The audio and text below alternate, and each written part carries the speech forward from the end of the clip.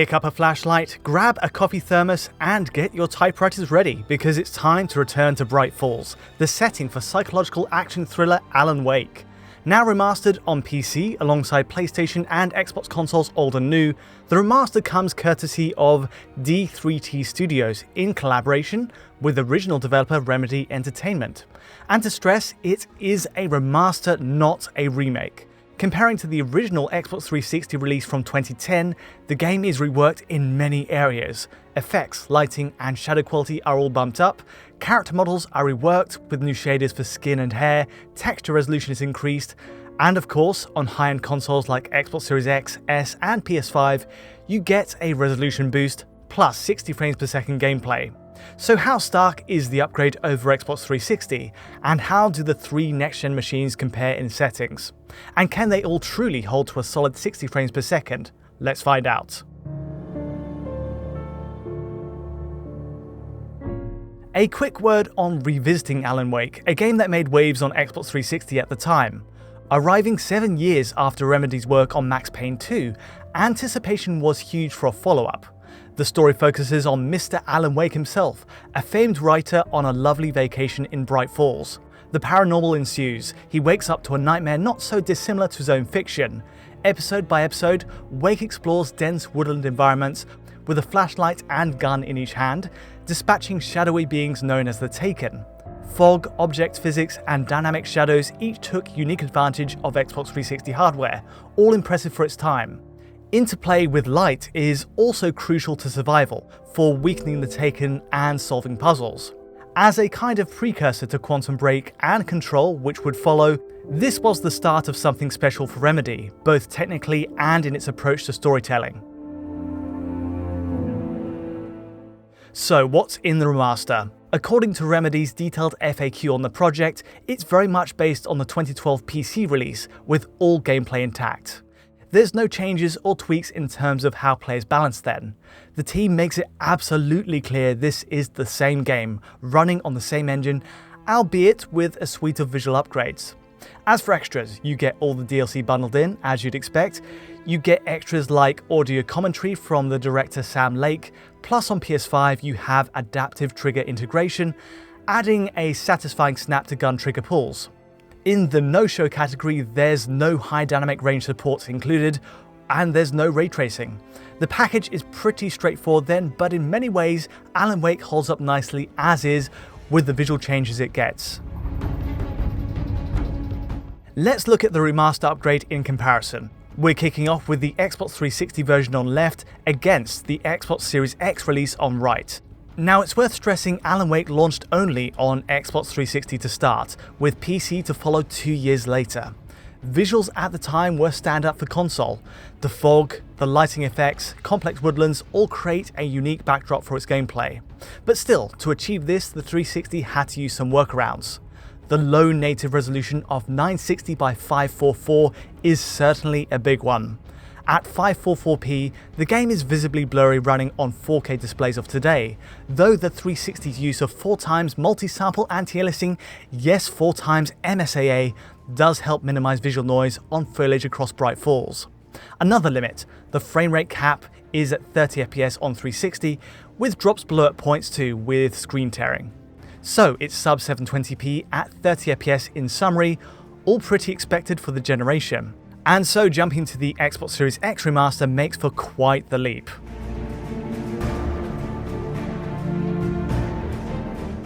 Let's talk numbers for a second, and while we're here, let's bring in the other two next-gen machines to compare, PS5 and Series S. For Xbox Series X and PS5, the native resolution is boosted to a 2560 by 1440 target. Again, we keep the 4x MSAA pass on both of these machines, many generations on from the Xbox 360. Now, MSAA isn't at all common these days, especially in this age of post-processing techniques, reconstruction and so on. But given we're using legacy code where MSAA is a crucial part of an engine pipeline for addressing aliasing on woodland details, it makes sense to see it return. So yes, 1440p on the two top-end machines, and meanwhile, on Xbox Series S we have 1080p. The rest of the comparison points between the three are minimal based on close testing. Shadows, textures, lighting upgrades all benefit from the remaster in equal measure, and there isn't much to split the three consoles here.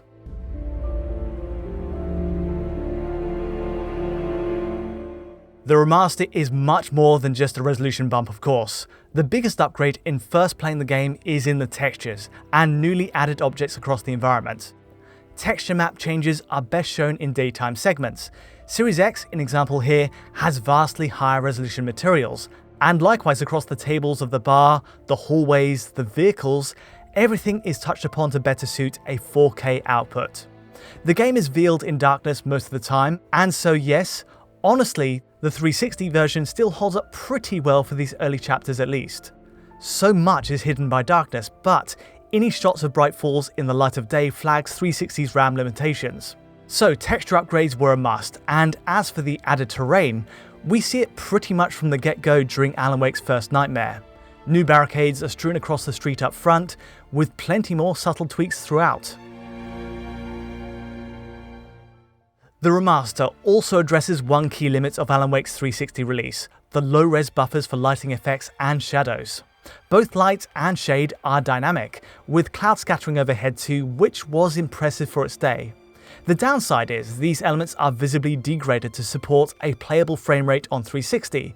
So in the woodlands, for example, you'll see heavy aliasing artifacts on points where light intersects with fog.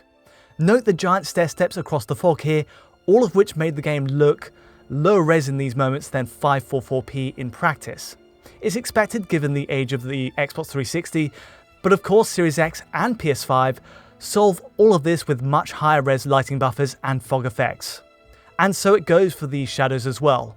We have dithering on Xbox 360 for shadowed elements, but it's cleared up with a higher res, more diffuse appearance on next-gen machines. Excellent stuff.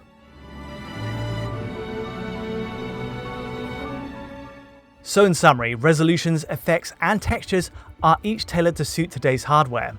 There's another major pillar to this remaster though, which is the characters themselves. Character models are updated with new shaders for skin and hair, and all round their designs now manifest very differently to the 360 original. For some cases, like Alan Wake himself, it can be stark. Lighting properties are more exact on the new materials, and hair takes on a glossier appearance in some shots. Clothing materials are also visibly crisper for characters, and Alan Wake even sports a thicker beard in this shot. That said, some examples might be too far removed for purists, for fans of the original designs. Alan Wake's girlfriend, for example, and the waitress at the bar both see pretty radical changes.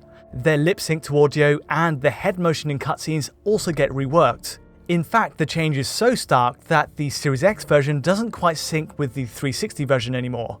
It's really strange to see this split. The material changes are a clear plus, of course, but which one is truly best starts to become a bit more subjective when the core design is so different. There's a lot of change in the remaster, but you can see Remedy's original framework. Of course, cutscenes are updated too. The original Alan Wake mixed in pre-rendered scenes, but with such heavy reworking to characters and environments, many of these had to be re-rendered, so to speak, to stay consistent with gameplay. As a result, we have all new cutscenes, bulking the game install from 7.6GB on Xbox 360 up to 30 to 40GB on the remaster depending on console. These stay at 30 frames per second, which on Series X and PS5 works fine, but can be a little jarring coming from 60fps gameplay. On which note, let's see the state of performance for the remaster and how it improves on the 360 code. First up then, for perspective, let's look at Xbox 360. We know it isn't perfect, but at 30fps, the original game pushed some cutting-edge techniques for the time. We saw it hold 30 for reasonable stretches too, especially while exploring solo with a flashlight, but inevitably bring in too many flares or fire at too many taken, and the frame rate does start to tumble into the 20s. Add in the adaptive screen tear and it was often quite obvious this was a game firing on all cylinders, pushing 360 to its limits. The big woodland environments don't help, and the fog effects also push the system, and as a result we're left with a 20 to 30fps game during big action points, sometimes with streaming stutters as well. Again, not unexpected for its day. Moving to the remaster version though, starting with Series X here, it's a whole new ballgame. There's actually only one mode here, 1440p at 60 frames per second, and it must be said, a majority of the time we are locked on that target. There are some exceptions to the 60fps line. Series X is mostly in the right place, but you will see drops under 60 at points, and when it does, it invokes full screen tearing. A glance at a busy environment gives flashes of tearing. Meanwhile, big battles using the flare gun, for example, pulls performance down to the 50s and very occasionally under that. It's not a total deal breaker, but still a surprise that the most powerful console on the market, running a native app no less, isn't cruising through. Again, it perhaps points to the fact this is an old engine at its core, designed for a very different era. We see the same issue on Series S as well, which runs at 1080p native rather than 1440p. Series S performance is typically great in most chapters, a largely 60fps experience in my book, but then we have set-piece moments pulling it down to the same frame rate lows as Series X, with tearing almost always involving flares.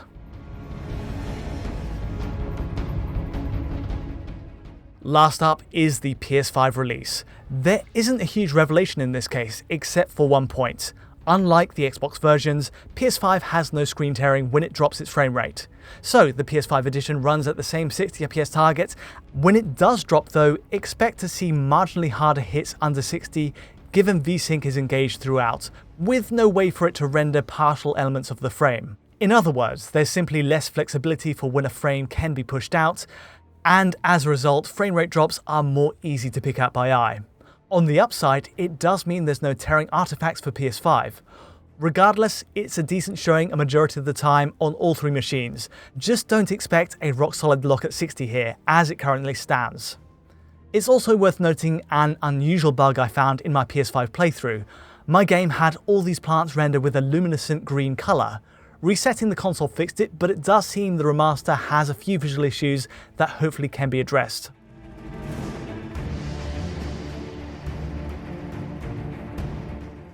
So that's the summary. Alan Wake stands the test of time surprisingly well, and as a remaster, there's never been a better way to enjoy it.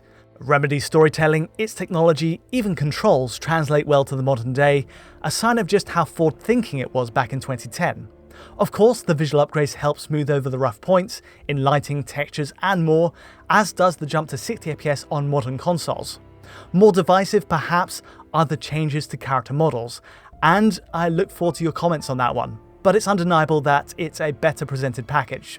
In many ways, Alan Wake set a standard within Remedy for what it would later achieve in Quantum Break and Control. For those looking to trace the developer's legacy back through the years and return to one of the 360 era's all-time greats, it's well worth checking out. But that's all I have time for today. If you did enjoy this video, feel free to like or subscribe, and don't forget to hit that bell for notifications as any new video lands.